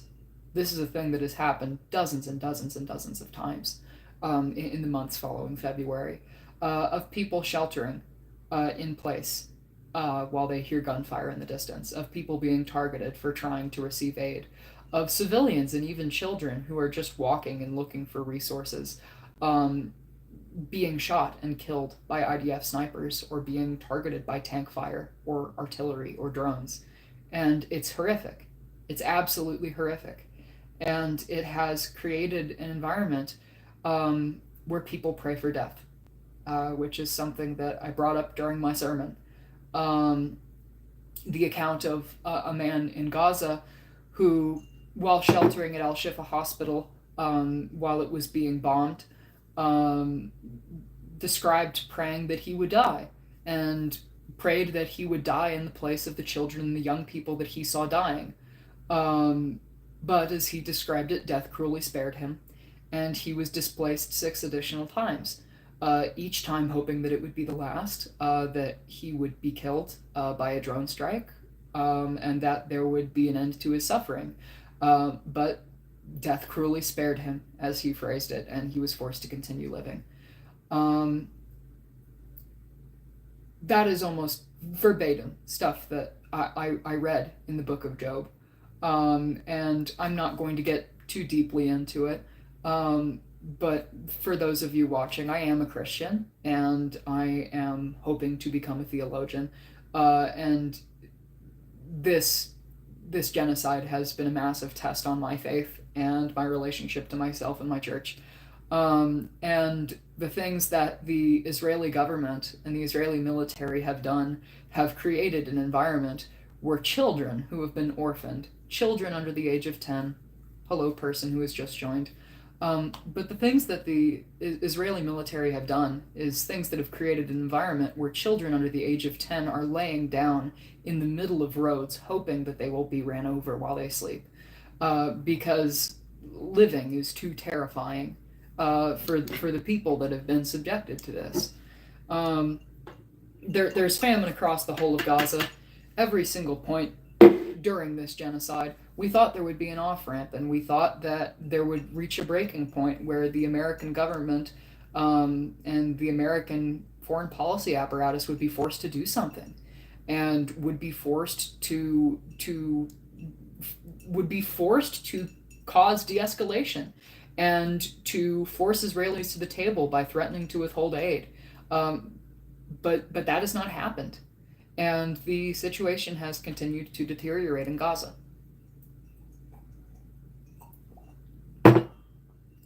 I'm going to tie this back into the things that I said during the beginning of this video, which is that America's relationship with Israel is not in the interest of American citizens. And I'm going to share my own account with that. If anybody tells me I'm lying or that I'm full of shit, I have pictures, I have video. There was a number that came out from US healthcare workers who stated the death toll as 118,908. That has risen over the last 2 weeks. I believe it is now over 120,000, although that number has not been updated because many of those people left. Many of those people have not been able to return to Gaza. But 118,908 is the number of Palestinians that United States doctors and aid workers have said have been killed by the IDF. And this number is not people who are dying of polio, and it is not children who are dying of malnutrition, it is not people who are dying from a lack of dialysis or chemo medication. This is people who have been blown up, whose body parts have been accounted for, or who have died from having a bullet in them. That is what 118,908 comes from. And that is the statistic that I used when I did a pro-Palestinian demonstration in my neighborhood. I stood with my friend. Actually, I only stood part of the time. I sat the rest of the time because I have some trouble standing. But I held a sign that said 118,908 exterminated in Gaza, U.S. healthcare workers. And there were some people who were pretty receptive to listening to me talk about the injustices that the Palestinians were subjected to. I even spoke to Seventh-day Adventists who were very receptive and very kind to me. But the people who had the Harris Walls pins on, they were not aggressive to me, but many of them were giving me a bit of the side eye and were suspicious of me. And somebody in a MAGA shirt came up to me, started getting into it with me and arguing, asked me first off if rape was permissible, if rape was okay, and I said that no, rape was not okay. Rape was not acceptable during a time of war or under any circumstances. And then he asked me when the PLO was formed, and I could not give him a specific date, and so he called me a stupid whore, and called me a bitch, said I was a fucking idiot.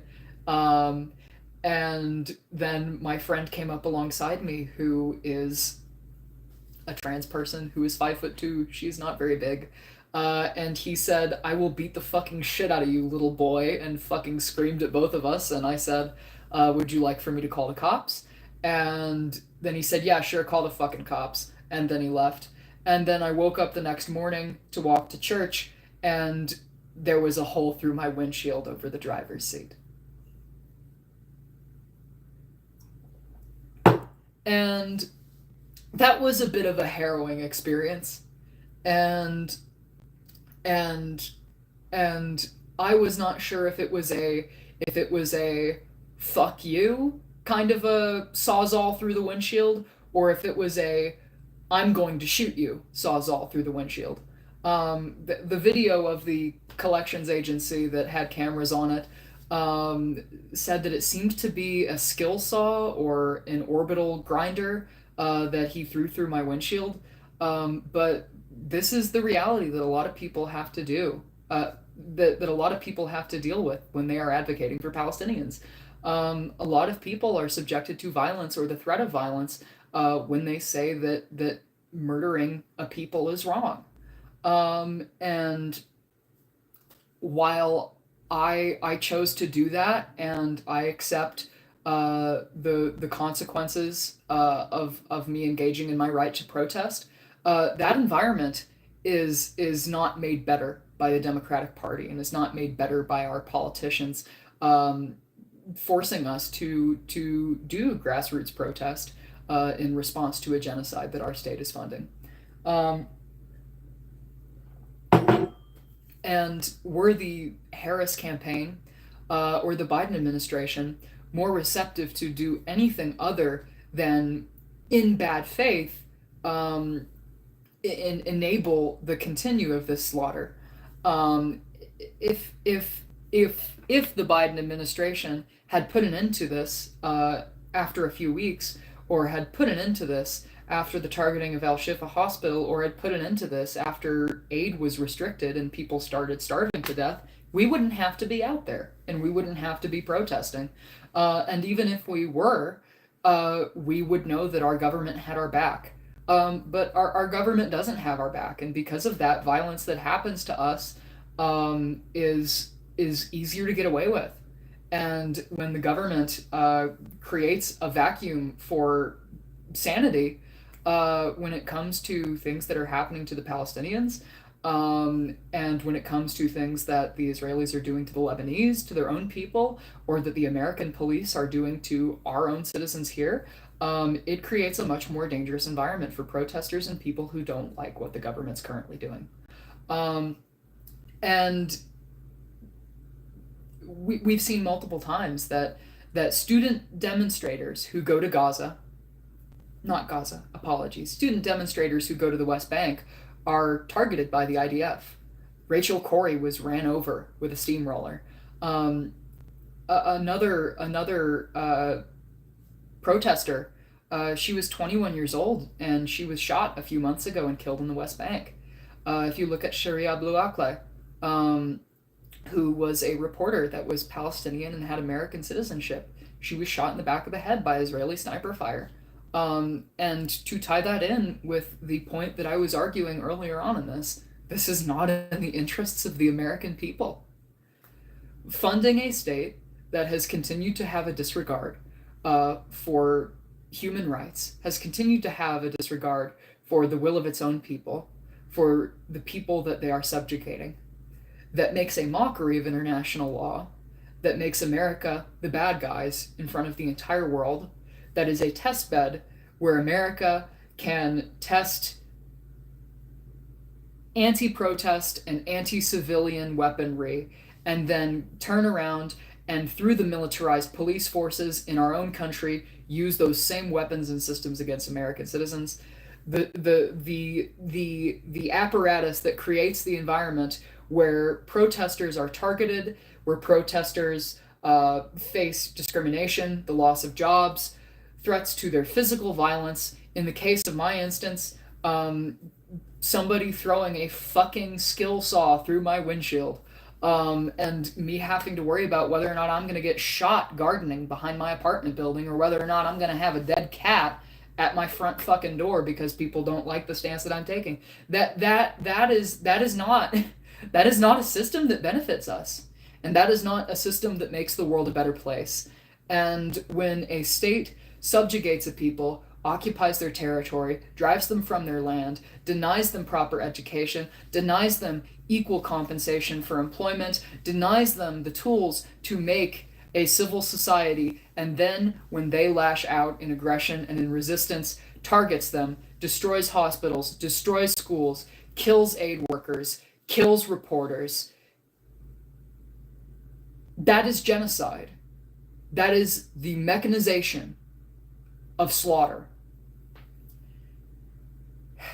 And when you see the images coming out of Jabalia, um, of people being led away, blindfolded, of of of of groups of men who have been stripped naked and are blindfolded, being put into the backs of trucks to be taken to Israeli detention camps, It is extremely reminiscent of the Holocaust, and it is appropriate to refer to it as genocide, and it is appropriate to refer to it during those terms, using those terms, not during those terms. Because anything that does not refer to it using those terms, and anything that does not recognize it for what it is, which is the whole scale targeting and annihilation of a people, anything that does not recognize it as that does a disservice to people, and it does not honor the legacy of the Holocaust, and it does not honor the victims of the Holocaust. And that is what I will close with. How does it look like in the future under both administrations for the war? Says Nikodem Held. So if Trump becomes president, Trump has a son-in-law. His name is Jared Kushner, and he is Jewish and he is a Zionist, and he was set to be the person who did the the Abraham Accords, yes, for normalization between the Saudis and Israelis.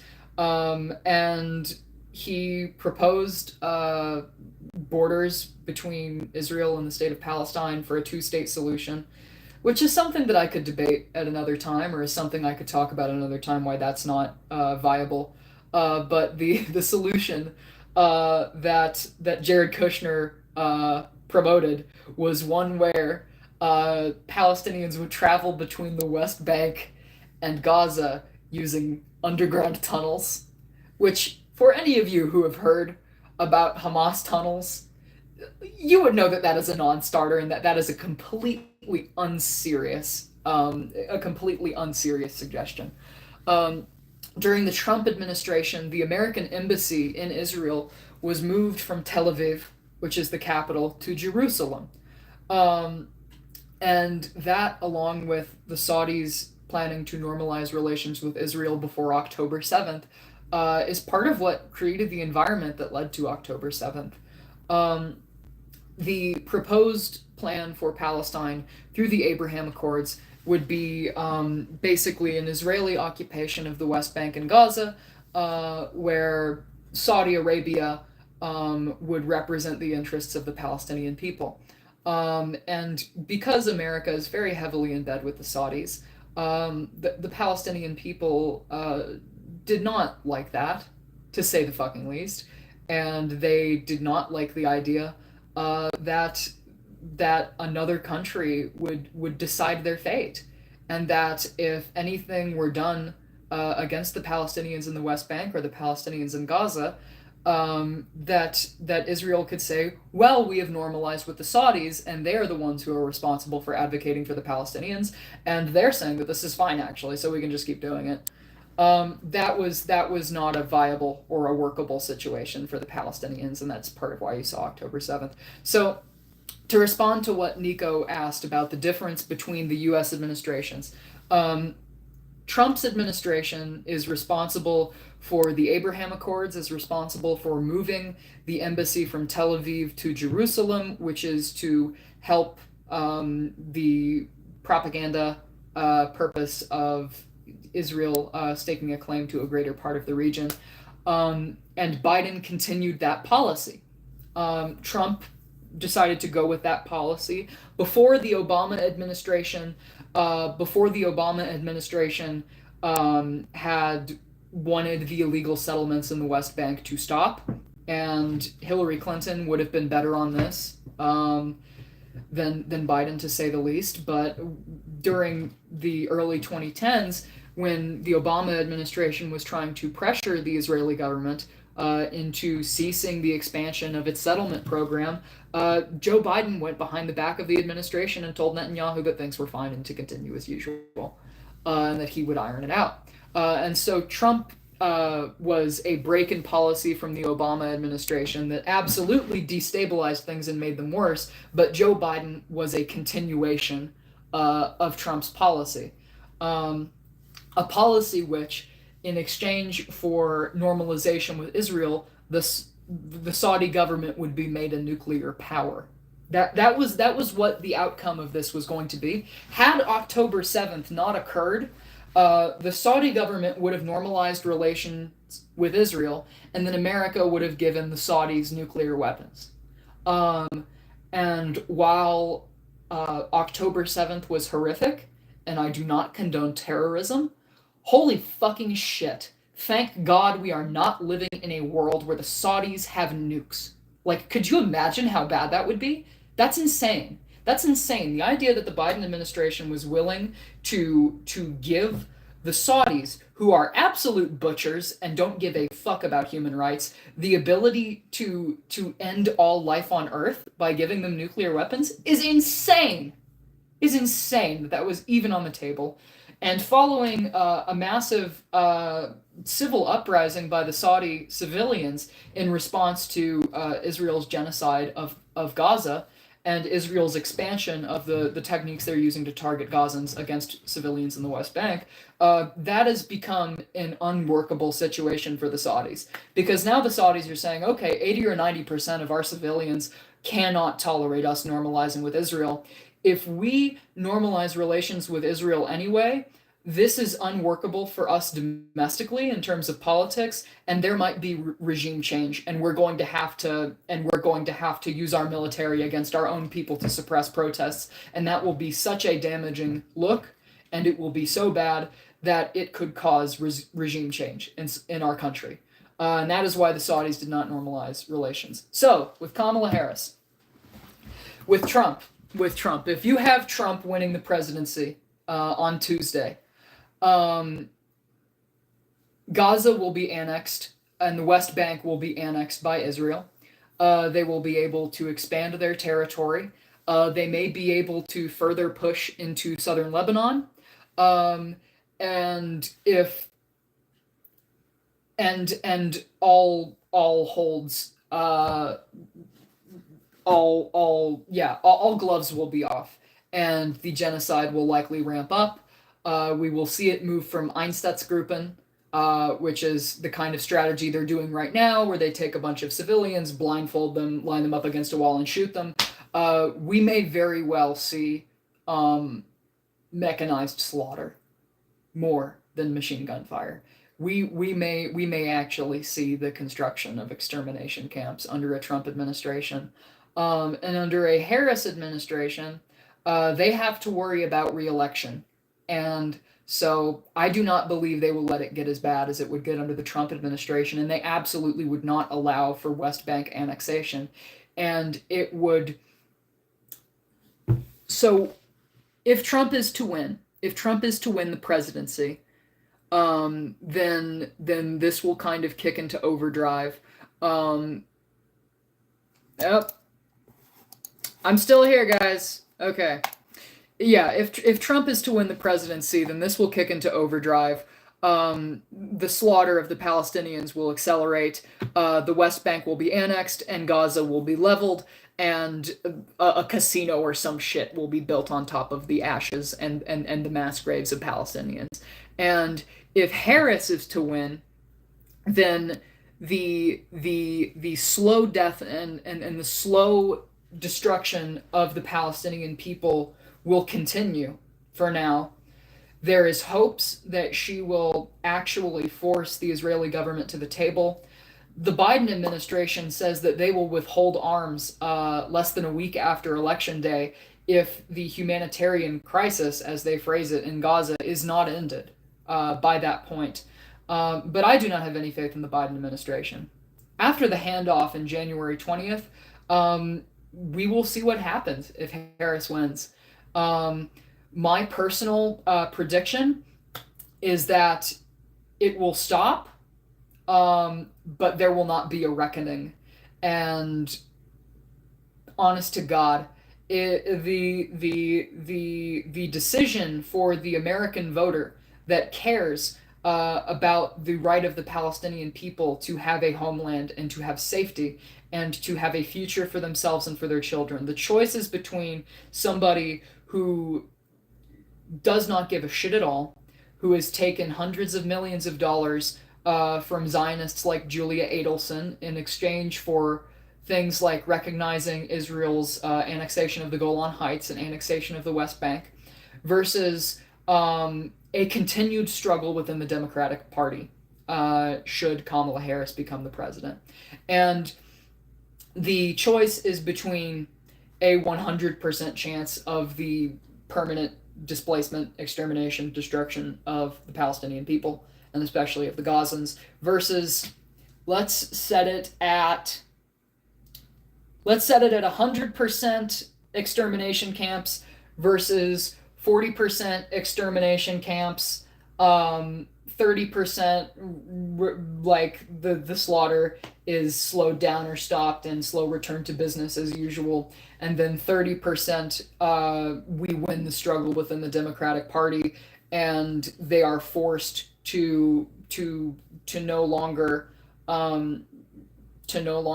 have this tact towards Israel and to start treating them like we would treat any other nation. That is the decision this election. I didn't vote for Harris. I have my ballot right fucking here. If you live in a swing state, I'm not going to tell you what to do. Do you think there will still be a reckoning between the U.S. and the rest of the world? Dude, abso-fucking-lutely. Abso-fucking-lutely. One sec. I'm going to grab my ballot. Ooh, I'm violating my right to the secret vote. Ooh. But, yeah.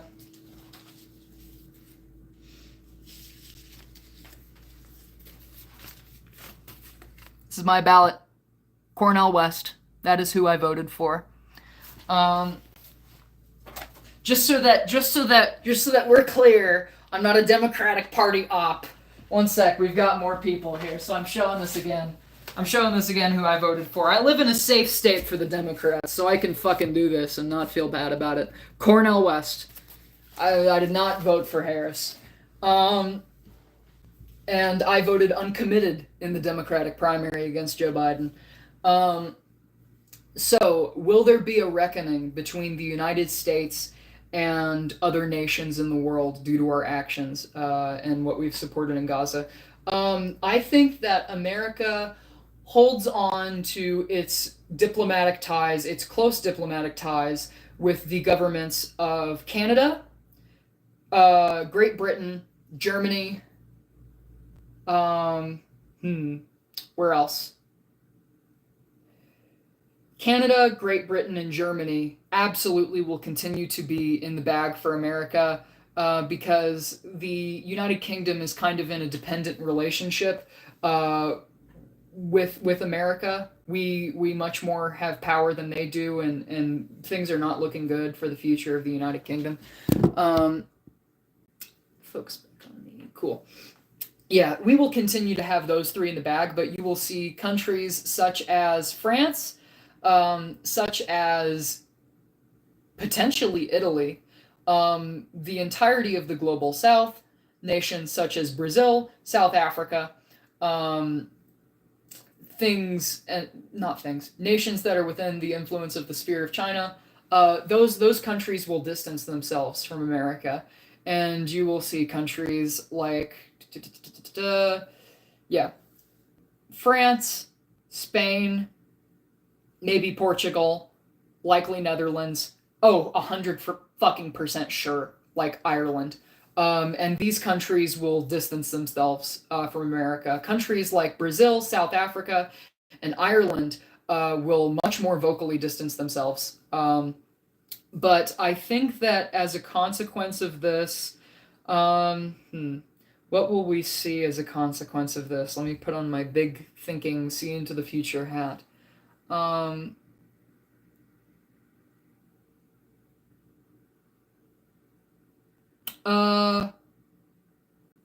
If I'm going to get really crazy and wild here, I think that the nations that constitute the global South, and that many African, South American, and BRICS nations will form parallel diplomatic channels that resemble the United Nations but without veto power. And that should America continue to have this posture, eventually there will be the United Nations, And there will be another organization that the American government does not recognize the legitimacy of, that constitutes every nation in the world except for America, the United Kingdom, Germany, Canada, um, France, and a handful of other Western nations. Um, and I I do not think that this will necessarily like set off a global shockwave of anti-Americanism. The meme. This will set off a global shockwave of of anti-Americanism versus no, it won't. Um, I think that America will still continue to have a large influence over the world because of the petrodollar, something that Tim Pool and Sam Cedar discussed today. But yeah, because of America's control over global currency due to everything being tied to the US dollar, um, I believe that we will not get the reckoning in the way that maybe the politicians of this country deserve. But we will definitely have to contend with a rising China that has, in the eyes of much of the world, the moral high ground. Um, and I am not a Sinophile. I am not fond of the Chinese government. Um, I am. Oh, device overheating. Oh no! Well, guys, if you have any final questions, I can come back if you guys would like to ask any other questions. And please tell me what you thought of those answers. But I think, actually, wait, Ice Cube. Ice Cube on the camera. Yes, Ice Cube on the phone. We'll keep it from overheating. Let's see if this works, actually. I think my phone's going to automatically shut off in a couple of minutes. Nicodem, other person who asked questions, were those satisfactory? Yeah, you got the ice cube here. What do you think of that? Ah, pyrokinesis. That is your username. Can this be like a type of ASMR? And we can do a community live stream another time. And talk about some of the things that I brought up in this live stream, or just a random Q&A. Thank you guys so much for your time. Have a great rest of your evening, or whenever you watch this. Goodbye.